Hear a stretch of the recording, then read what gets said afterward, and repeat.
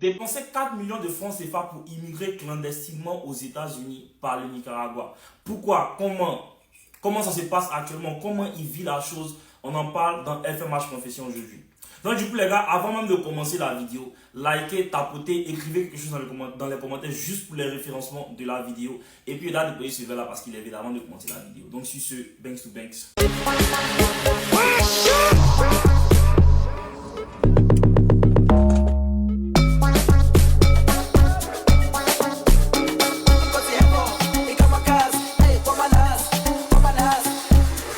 Salut l'équipe, j'espère que vous allez bien. Vous connaissez, c'est le FMH for real aussi Instagram, FMH for real aussi Snap, FMH Ivorina Boy aussi TikTok les gars. Donc aujourd'hui on se retrouve pour un concept très unique qui s'appelle FMH Confession. Les gens ils m'appellent, ils m'envoient des confessions qu'ils veulent raconter et là moi je viens et je raconte les confessions. Donc du coup aujourd'hui on va parler en fait d'un gars qui a immigré clandestinement de la Côte d'Ivoire aux États-Unis en passant par le Nicaragua et il a dépensé une très forte somme d'argent. Donc du coup vous allez recevoir ce genre de vidéos très souvent les dimanches.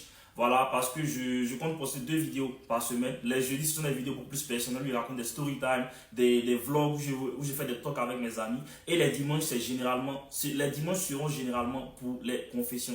Du coup, les gars, si vous voulez vous confesser, n'hésitez pas à m'écrire sur Instagram ou sur Snap. C'est anonyme. Personne ne sait, à part toi et moi. Et voilà, moi, j'ai jamais envie de m'asseoir pour en fait dévoiler ton image. Donc, du coup, sur ce, on commence en fait l'histoire de pourquoi en fait immigrer aux États-Unis.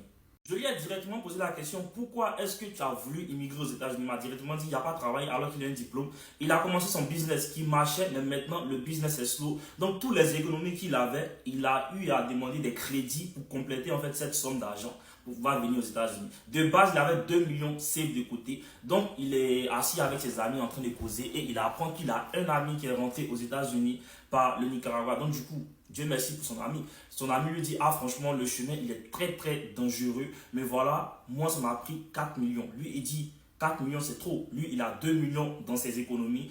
Et il décide en fait de prendre des crédits pour essayer de compléter son argent et ensuite se mettre sur le chemin. Donc, ce sont les raisons qui ont poussé en fait cette personne à décider d'immigrer aux États-Unis dans l'objectif de trouver un avenir meilleur. Sauf que ici, les réalités sont différentes.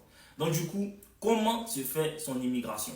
Les gars, il réussit quand même à réunir la somme, tu vois, il prend des crédits avec des gens, il complète ses 2 millions, dans le sens où il a presque 5 millions sur lui pour voyager. Parce que, à ce qui paraît, quand tu prends le chemin, à chaque barrage, à chaque arrêt, ils doivent donner la somme de 500 à 1000 dollars à chaque personne, à chaque barrage. Alors qu'il y a plus d'une dizaine de barrages en fait qui doivent passer, sans oublier les frais d'avion, parce que parfois ils prennent le vol d'un pays à un autre pays et ensuite ils prennent je sais pas, le bateau, les cars, tout et tout. Il y a tellement ça, c'était une dinguerie. Donc du coup, il prévient sa famille, tout et tout. Il prend ses clics et ses claques, il décide de venir. Moi je lui demande, ça c'est juste un petit débrief, moi je lui demande directement pourquoi n'avoir pas fait un business avec les 2 millions. Il dit que franchement, quand il regarde le terrain, pour avoir un magasin à Abidjan, ça coûte excessivement cher. Pour avoir des marchandises, tu dois pouvoir voyager. Donc déjà, les 2 millions même, payer un billet d'avion. Après, pour avoir ces marchandises, ça ne va pas suffire. Et après, les crédits qu'il a pris, même avec ça, il ne pouvait pas faire un business rentable. Donc moi, je comprends. Dans le sens où, franchement, il y a trop de galères à Abidjan. Les gens souffrent, c'est dans tous les pays de l'Afrique actuellement. Mais, sauf ce que les gens ne comprennent pas, c'est que la galère, c'est partout. Face la même manière dont toi tu as Abidjan, tu n'as pas de diplôme. Ici, il y a des Américains qui sont ici, qui graduent, mais ils n'ont pas de travail. Vous comprenez? Donc, c'est compliqué. Donc, dans ce sens-là, il prend son chemin, un chemin très compliqué. Je lui ai demandé, ils ont fait presque 1 mois en route, les gars. De pays à pays. Ils vont dans des points tellement relous, tellement louches, dangereux. Ils rencontrent des gens en fait, qui ont des armes, tout et tout, les gars. Au fait, je lui ai posé une question. Est-ce que ce chemin-là, tu peux conseiller à un autre membre de ta famille? Il dit jamais. Il m'a dit directement jamais parce que lui-même, quand il a vu les États-Unis, il ne croyait pas, en fait, ses yeux. Parce qu'il ne savait même pas qu'il allait make it, en fait, qu'il allait arriver, en fait, à faire tout ça. Parce que le chemin était tellement dangereux. Au fait, les policiers sur la route qui les fouillaient tout le temps. Parfois, on les fouille même jusqu'à leur caleçon, en fait, tu vois. En fait, franchement, les gars, c'est une dinguerie. Après, chacun a sa réalité. When it comes to those things, but like, j'étais là et je me suis dit, mais c'est dangereux. C'est dangereux. Si tu vois quelqu'un quitter vraiment son pays pour se mettre sur un chemin, comment ça que franchement, c'est que ça va pas en fait. Par contre, moi, franchement, je déconseille ça parce que quand tu viens ici, les réalités sont totalement différentes. En parlant de réalité, je vais vous dire en fait, c'est que les réalités que le vieux Moro vit actuellement, qui m'a bien évidemment dites. Référencement de la vidéo, les gars, je vous précise encore, écrivez quelque chose dans les commentaires juste pour le référencement de la vidéo.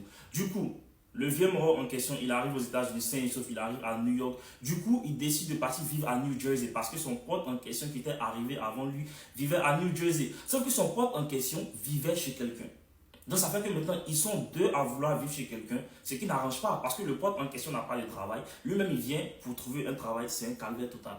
Dans le sens où c'est saturé, New York est saturé à un point où, franchement, il y a tellement de personnes qui sont rentrées que, au fait, les rues même sont saturées. En fait, tout le monde veut faire les livraisons. Les livraisons, bon, puisque tout le monde fait, le marché est devenu très très lent. Les gens font plus beaucoup d'argent dedans. Donc il est là, les deux sont là à la maison, il n'y a pas de travail parce qu'ils ne sont pas autorisés légalement à travailler.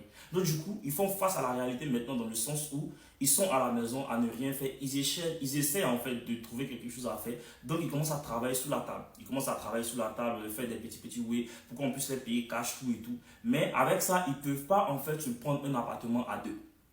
Donc, ils sont obligés de vivre chez quelqu'un.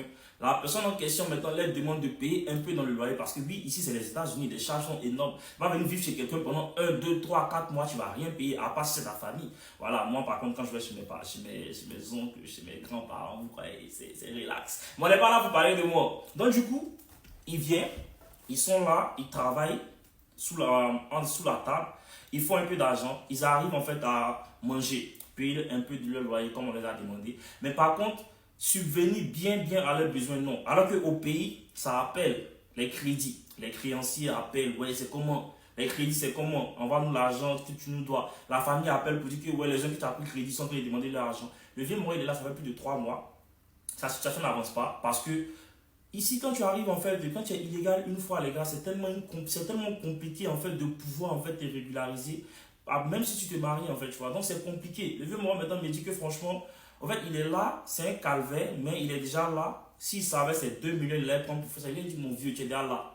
Après, je ne suis pas en train d'encourager. J'encourage personne parce que c'est un chemin qui est très dangereux. Très, très dangereux. Cette vidéo n'est aucunement pour encourager les gens à venir clandestinement ici. Les gars, il y a des réalités ici que vous ignorez parce que nous, on ne vous dit pas. Parce que quand vous voyez mes vidéos, mes réels, sur les vidéos, sur TikTok, sur Instagram, vous ne voyez pas tout. Vous ne savez pas ce qu'on a dit ici. Il y a certaines choses qu'on ne dit pas, mais même quand on dit, vous ne croyez pas. Donc c'est compliqué en fait d'expliquer. C'est un peu le concept en fait de ces confessions, dans le sens où les gens envoient des histoires qu'ils vivent, on partage avec les gens pour que les gens sachent que ça existe en fait. Vous comprenez? Donc franchement, il est là, il vit des dingueries, c'est chaud, il me demande qu'est-ce qu'il peut faire. Moi, je ne sais pas. Moi, franchement, je ne sais pas. Moi, je lui ai quand même dit, ah, tu es venu te confesser, parce que il faisait les confessions sur TikTok, pour ceux qui se rappellent, FMH Confession. Il lui a dit, ah, franchement, je vais en parler. Je vais voir ce que les gens peuvent faire, les conseils que les gens peuvent donner. Si vous avez des conseils à lui donner, écrivez dans les commentaires. Mais pour la somme en fait qu'il a dépensée pour venir ici, moi je lui ai dit directement, tu aurais pu prendre cette somme-là pour faire un petit commerce, commencer avec ça. Parce que franchement, c'est immense. Ou même venir légalement avec ça. Faire un visa touriste, visa étudiant, venir légalement, venir étudier avec ça. Parce que 2 millions, c'est même beaucoup trop pour faire un visa touriste ou un visa étudiant. Pour ne pas dire que tu as dépensé plus de 4 millions pour venir clandestinement ici. Franchement, les gars, c'est une dinguerie. Parce que là, c'est ma partie favorite dans le sens où je vous donne mon avis, mon ressenti par rapport à l'histoire. Moi, franchement, je comprends en fait l'ambition qu'il y avait en fait derrière en fait ce voyage, dans le sens où il a voyagé dans l'objectif d'avoir un avenir meilleur. Sauf que son ami en question qui vivait ne lui a pas donné ne lui a pas parlé de toutes les réalités que les gens vivaient ici. Il a juste dit, vas-y, viens aux États-Unis, on essaie de faire quelque chose, tout et tout. Alors que son ami venait juste d'arriver sans même connaître les réalités. Dans ce sens-là, son pote aussi vient. Voilà, il vient aux États-Unis, il voit que la réalité est totalement différente de ce qui paraît sur les réseaux. Il me dit que voilà, quand il regarde les vidéos, tout et tout, il pense qu'ici la vie c'est tellement bien. C'est joli, tout est joli, il y a de l'artifice, mais est-ce que en fait la vie est facile? Non, les gars. Donc franchement, si tu as 2 millions, reste au pays, fais ton business avec, ou bien viens légalement au pire des cas. Franchement, ça n'en vaut pas la peine de venir illégalement et de venir vivre des réalités pas possibles. Après, si vous connaissez des gens qui ont déjà vécu un way comme ça, écrivez dans les commentaires. Laissez un commentaire, likez, abonnez-vous. Cliquez la cloche de notification pour ne rater aucune de mes vidéos. Voilà, vous connaissez, c'est FMH for Real, FMH Confession. Sur ce, on se dit bye bye les gars, vous connaissez. En tout cas, mon vieux, franchement, courage à toi. Courage à toi, force à toi. Là, tu connais, mon vieux. Thanks to Banks.